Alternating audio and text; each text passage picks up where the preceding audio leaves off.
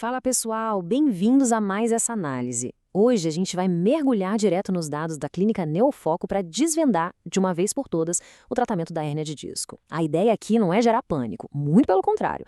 Vamos colocar os fatos médicos na mesa de um jeito super visual e estruturado, provando que a informação é a melhor ferramenta para lidar com essa condição.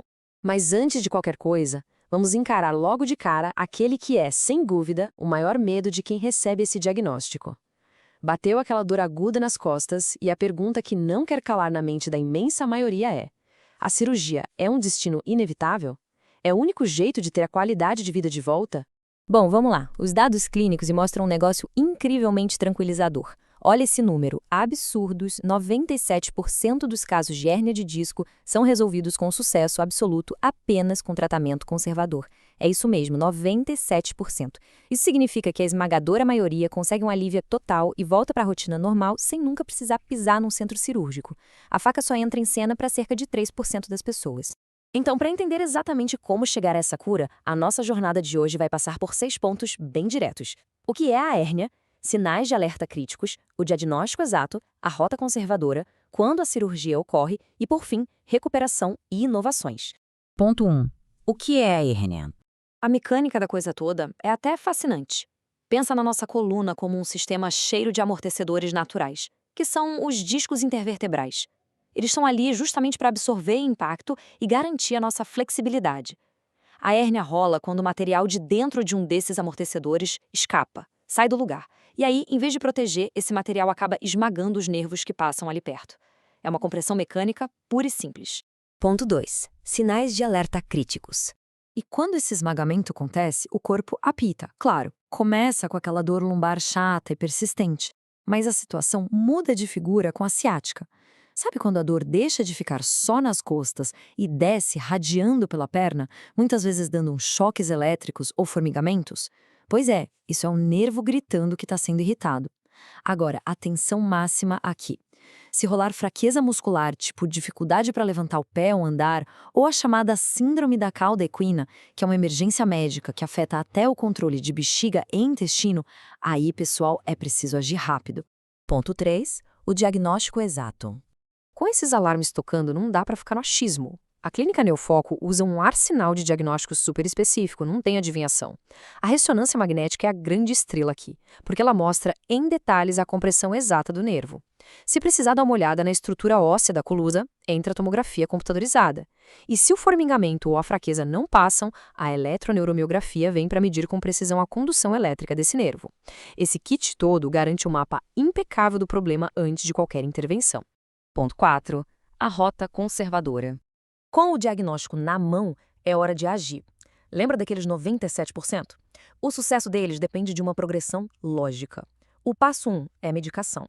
Mas um detalhe importante, o remédio não cura a hérnia. Ele só apaga o incêndio da dor absurda e da inflamação. Isso é vital porque sem alívio imediato ninguém consegue passar para o passo 2, que é a fisioterapia. É aqui que o trabalho mecânico de verdade acontece, recuperando a mobilidade e o alongamento. E para garantir que a crise não volte de jeito nenhum, o passo 3 foca no RPG, a reeducação postural global, ajustando como o corpo se move no dia a dia. Tem uma frase do Dr. Shiro Shomakoishi que resume a mágica dessa fase brilhantemente.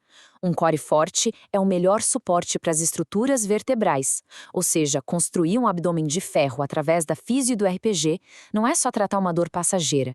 É literalmente forjar a melhor armadura possível para proteger a sua coluna para o resto da vida. Ponto 5. Quando a cirurgia ocorre. Mas a gente tem que ser realista. Para uma parcela bem pequena, o tratamento conservador bate no teto. Quando a dor é incontrolável ou quando surgem sinais de alerta graves, o centro cirúrgico vira a única saída. E a gente precisa desmistificar isso. Antigamente, cirurgia de coluna era sinônimo de um corte enorme, o acesso aberto tradicional, umas 2 horas de procedimento e um trauma imenso.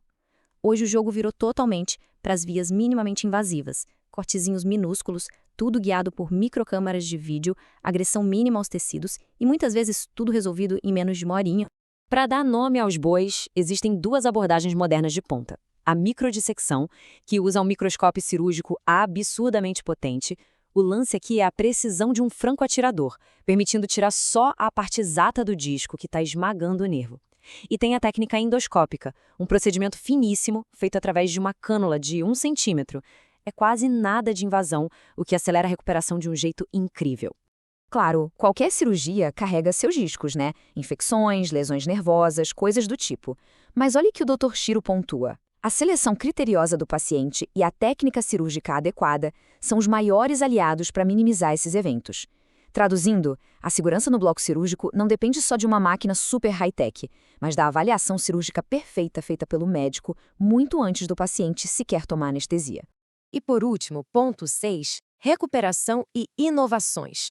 O resultado de toda essa tecnologia grita no pós-operatório. Numa cirurgia endoscópica, a alta hospitalar rola em menos de 24 horas. Sim, no dia seguinte a pessoa já está em casa. Em questão de 5 a 10 dias já dá para retomar aquelas atividades leves da rotina. E na mesmíssima semana da alta, a fisioterapia já começa a todo vapor. É um cronograma surpreendentemente rápido que devolve o bem-estar num piscar de olhos. E a ciência médica não para de inovar. A gente já está vendo técnicas avançadas como a artroplastia. Em vez de simplesmente arrancar o fragmento ruim e fundir a coluna, em casos super bem selecionados, principalmente com o pessoal mais jovem, o disco danificado é substituído por um implante artificial. Isso preserva todo o molejo e a mobilidade natural das vértebras, imitando perfeitamente aquele amortecedor de fábrica. Então, para amarrar tudo o que vimos hoje, sabendo que 97% dos casos se resolvem clinicamente de um jeito super metódico e que a tecnologia cirúrgica dá um show de precisão nos quadros mais difíceis, fica aqui uma reflexão provocativa. Será que a verdadeira cura não começa exatamente no instante em que a gente toca o pavor de um diagnóstico por fatos médicos, estruturados e baseados em dados?